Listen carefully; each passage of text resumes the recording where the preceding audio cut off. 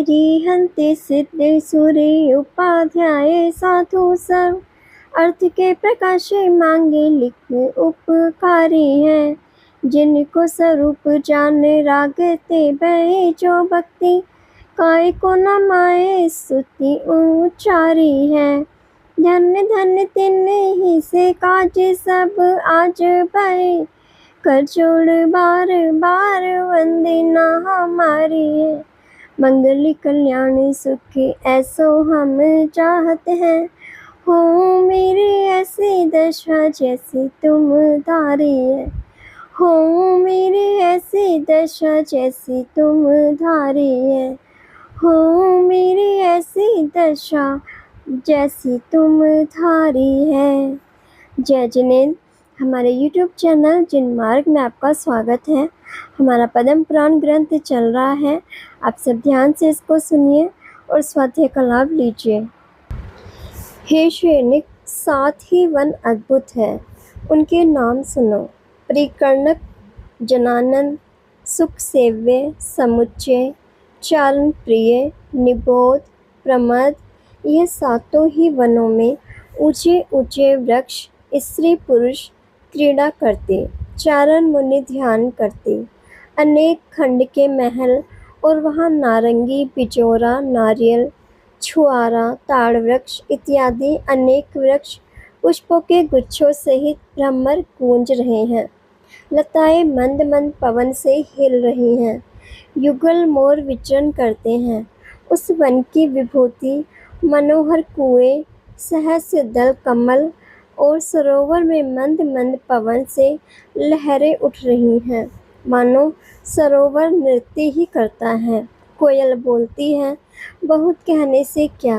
वह प्रमद नाम का वन सब उत्साहों सहित उत्तम भोगों का निवास, नंदन वन से भी अधिक वह वन अशोक मालिनी नाम की बावड़ी, कमलों से युक्त, मणि स्वर्ण की सीढ़ियों से युक्त अनेक आकार की है। मनोहर महल, सुंदर खिड़कियाँ, वहाँ पानी के झरने बह रहे हैं। ऐसे अशोक वृक्ष के नीचे सीता को रखी। कैसी है सीता? श्री रामचंद्र जी के वियोग से दुखी, महाशोक को धरे, जैसे इंद्र से बिछुड़ी इंद्राणी।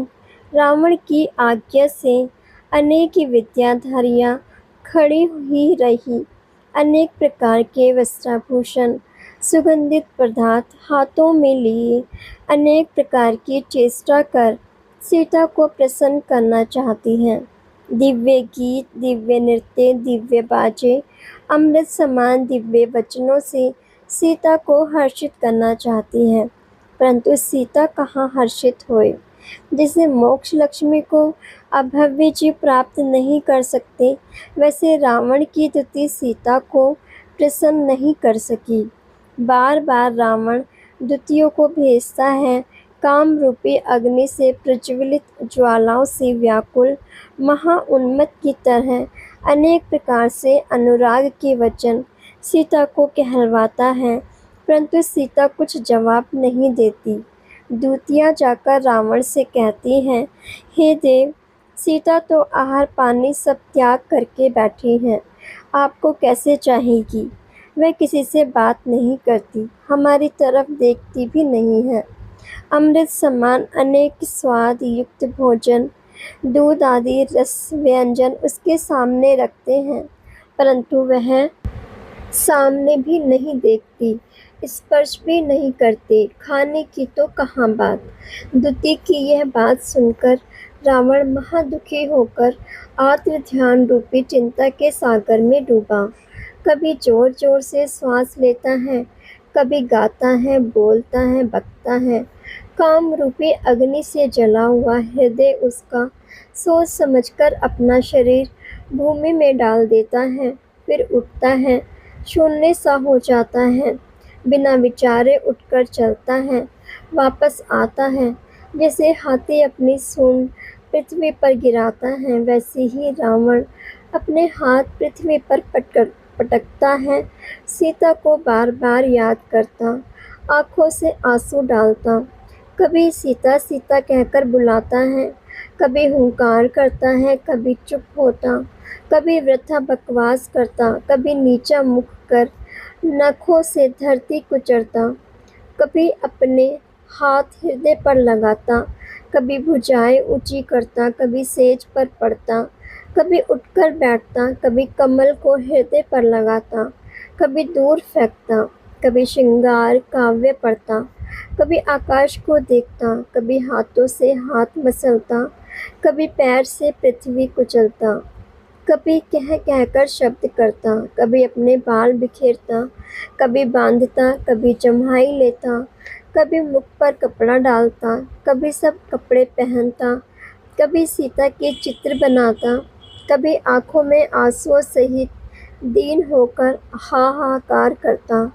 आशा रूपी ईंधन से प्रज्वलित जो काम रूपी अग्नि में उसका हृदय एवं शरीर जलता है, कभी मन में सोचता है कि मैं कौन अवस्था को प्राप्त हुआ हूँ जिससे अपना शरीर भी नहीं संभाल सकता हूँ।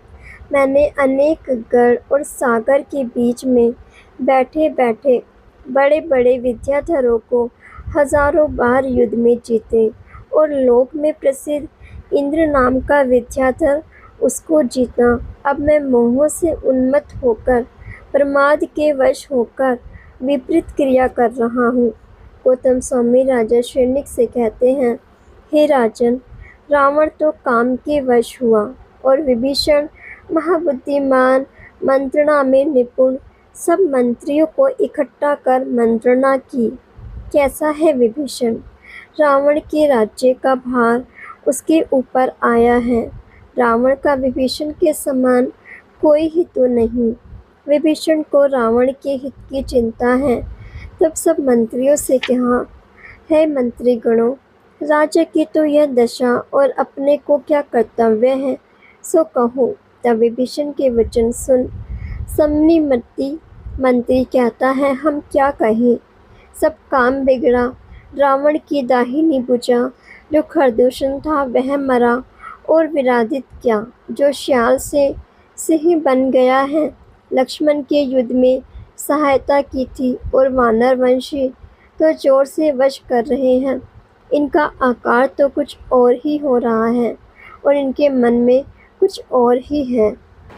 जैसे सर्प ऊपर से तो मुलायम और अंदर में विष, और पवन का पुत्र हनुमान खरदूषण की पुत्री अनंग कुसुमा का पति, उसने सुग्रीव की पुत्री से विवाह किया है, सो सुग्रीव का पक्ष विशेष है। यह वचन संभिनीमति के सुन पंचमुखी मंत्री बोला, तुमने खरदूषण के मरने का सोच किया तो शूरवीरों का यही कार्य है कि संग्राम में प्राण छोड़े, और एक खरदूषण के मरने से रावण का क्या घट गया। जैसे पवन के योग से समुद्र के जल की एक बूंद गई तो समुद्र में क्या कमी हुई, और तुम औरों की प्रशंसा कर रहे हो, वह शर्म की बात है। कहाँ वह रावण जगत का स्वामी, और कहाँ वह वनवासी भूमि गोचरी। लक्ष्मण के पास सूर्यहास खड़ग आया तो क्या, और विरादित आकार मिला तो क्या।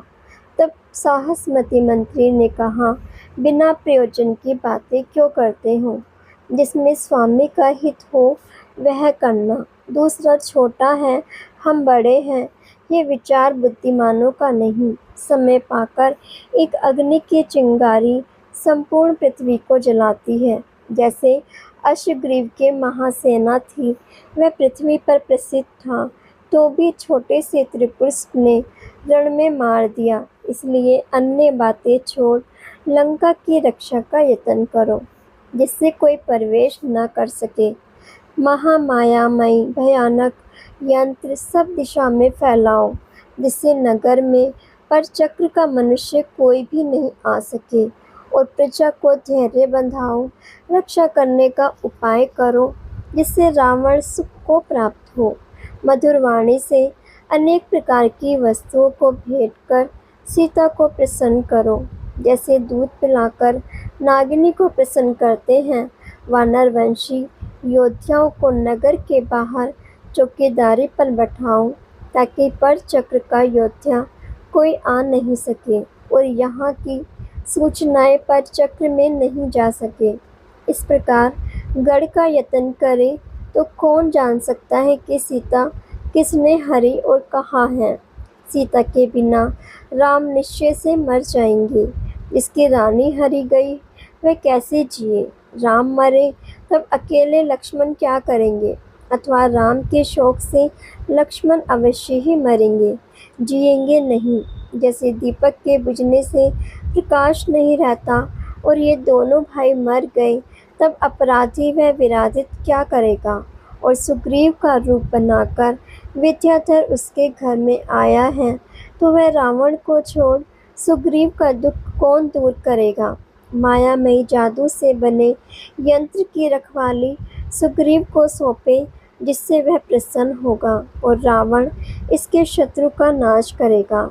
लंका की रक्षा का उपाय मायामय यंत्र से करना। यह मंत्रणा कर हर्षपूर्वक सब अपने अपने घर गए। विभीषण ने मायामय यंत्र से लंका के चारों तरफ कोट द्वारा रक्षा की। अतः ऊपर नीचे तिरछे से कोई आ नहीं सकता। अनेक विद्याओं से लंका को अगम्य किया।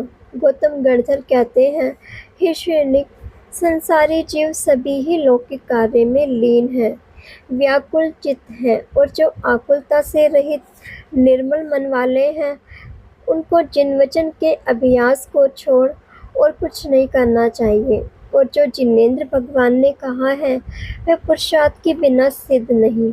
इसलिए जो भव्य जीव है वह संसार से विरक्त होकर मोक्ष का पुरुषार्थ करे। नारकी, त्रियंच, मनुष्य और देव ये चारों ही गति दुख रूप हैं। अनादिकाल से यह प्राणी कर्मों के उदय से राग द्वेष में प्रवृत्ति करता है। इसलिए इनके मन में कल्याण करने की भावना नहीं होती है। अशुभ को छोड़ शुभ की प्रवृत्ति करते हैं, तब शोक रूपी अग्नि से जलता नहीं है। शुभ क्रियाएं करने से सुख रूपी फल की एवं अशुभ क्रियाओं से दुख रूपी फल की प्राप्ति होती है। इसलिए शुभ कार्य करना।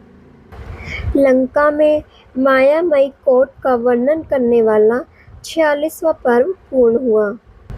पर्व 47 साहस गति के वध का वर्णन। अथांतर किकंदापुर के स्वामी सुग्रीव का रूप बनाकर साहस गति विद्याधर सुग्रीव के नगर में आया और सुग्रीव अपनी रानी के वियोग से दुखी होकर भ्रमता हुआ वहां आया, जहां खरदूषण की सेना के सामंत मरे थे। बिखरे रथ, मरे हाथी, मरे घोड़े, छिन्न भिन्न कई शरीर पड़े थे। कई राजाओं के दाह संस्कार हो रहे थे, कोई श्वास ले रहे थे। किसी की भुजाएं कट गई हैं, किसी की जंघाएं कट गई हैं, किसी की आंतें गिर पड़ी हैं, किसी के मस्तक पड़े हैं, किसी को श्याल भक्षण कर रहे हैं, किसी को पक्षी नोच रहे हैं, किसी के परिवार रो रहे हैं, किसी को टांग रखा है। यह रण का वृत्तांत देख सुग्रीव ने किसी से पूछा। तब उसने कहा कि खरदूषण मर गया। तब सुग्रीव को खरदूषण के मरण का समाचार सुन अति दुख हुआ।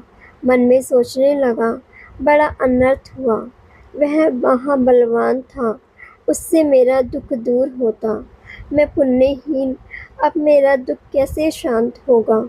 काल रूपी हाथी ने मेरा आशा रूपी वृक्ष तोड़ा, फिर भी बिना पुरुषार्थ से जीव को सुख नहीं होता। इसलिए दुख दूर करने का उपाय करो। तब सुग्रीव हनुमान के पास गया। हनुमान ने दोनों का समान रूप देख वापस चले गए। तब सुग्रीव चिंता करने लगा कि क्या उपाय करूं जिससे कार्य सिद्ध हो। अगर रावण के शरण में जाऊं तो रावण मेरा और शत्रु का एक समान रूप जान शायद मुझे ही मार देगा, अथवा दोनों को मारकर स्त्री का हरण कर ले जाएगा। वह कामांध है, अतः कामांध का विश्वास नहीं होता। मंत्र, दोष, अपमान, दान, पुण्य, धन, शूरवीरता ये वस्तुएं खोटे मित्र को नहीं बताना चाहिए। जो बताए तो महादुखी होते हैं। इसलिए संग्राम में खरदूषण को जिसने मारा है उसी की शरण में जाऊं। वह मेरा दुख दूर करेगा। जिसके ऊपर दुख आया हो वे ही दुख के दुख को जानते हैं। सीता के वियोग का सीता के पति को ही दुख उत्पन्न हुआ है, ऐसा विचार कर विरादित के निकट अति प्रीति से दूत को भेजा। तब दूत ने जाकर सुग्रीव के आगमन की बात विरादित से कही। तब विरादित सुनकर मन में खुश हुआ, सोचता है कि यह बड़ा आश्चर्य है। सुग्रीव जैसे महाराज भी मुझसे प्रीति करने की इच्छा रखते हैं, सो बड़ों के आश्रय से क्या नहीं होगा। मैंने श्री राम लक्ष्मण का आश्रय लिया तो सुग्रीव जैसे पुरुष मेरे से स्नेह करना चाहते हैं। सुग्रीव आए तब मेघ की गर्जना समान बाजे बजे। जब पाताल लंका के लोग सुनकर व्याकुल हुए और लक्ष्मण ने विरादित से पूछा, बाजों का शब्द कहाँ से आ रहा है। तब अनुराधा का पुत्र विरादित ने कहा, हे नाथ, यह वानर वंशियों का स्वामी प्रेम से भरा आपके निकट आया है कि कंदापुर के राजा सूर्यरज उनका पुत्र इस पृथ्वी पर प्रसिद्ध बड़ा बाली और छोटा सुग्रीव। सो बाली ने तो रावण को नमस्कार नहीं किया और सुग्रीव को राज्य देकर विरागी हुआ। सुग्रीव निष्कंटक राज्य करते हैं। उनकी सुतारा रानी जैसे सची सहित इंद्र, ऐसे सुग्रीव सहित सुतारा उसके अगंध पुत्र गुणरूपी रत्नों से शोभायमान उसकी कीर्ति पृथ्वी पर फैल रही है। यह बात विरादित कह रहे थे। उसी समय सुग्रीव आए। राम और सुग्रीव मिले। राम को देख सुग्रीव का मन प्रसन्न हुआ। सभी स्वर्ण के आंगन में बैठे अमृत समान मधुर वाणी से परस्पर मंगल वार्ता हुई। सुग्रीव के साथ वृद्ध विद्याधर आए हैं। वह राम से विनती करने लगे, हे देव, यह राजा सुग्रीव की कंदापुर के स्वामी महाबली गुणवान पुरुषों को प्रिय कोई एक दृष्टि, कोई एक दुष्ट विद्याधर माया विद्या से सुग्रीव का रूप बनाकर आया। वह इनकी रानी सुतारा और राज्य लेने का कार्य कर रहा है। यह वचन सुन राम मन में सोचने लगे कि यह कोई मेरे से भी अधिक दुखी है। इसके बैठे ही दूसरा पुरुष इसके घर में आकर घुसा है। इसके पास राज्य का वैभव है, परंतु कोई शत्रु को दूर करने में समर्थ नहीं है। तब लक्ष्मण ने सभी बात सुग्रीव के मंत्री जामवंत को पूछा। तब वह मुख्यमंत्री महाविनय सहित कहता है, हे नाथ, काम की फांसी से युक्त वह पापी सुतारा के रूप पर मोहित हुआ। मायामय सुग्रीव का रूप बनाकर राजभवन में आया और सुतारा के महल में गया। सुतारा महासती अपने सेवकों से कहती है, यह कोई दुष्ट विद्याधर विद्या से मेरे पति का रूप बनाकर आया है। यह पापी है, इसका आदर सत्कार मत करो।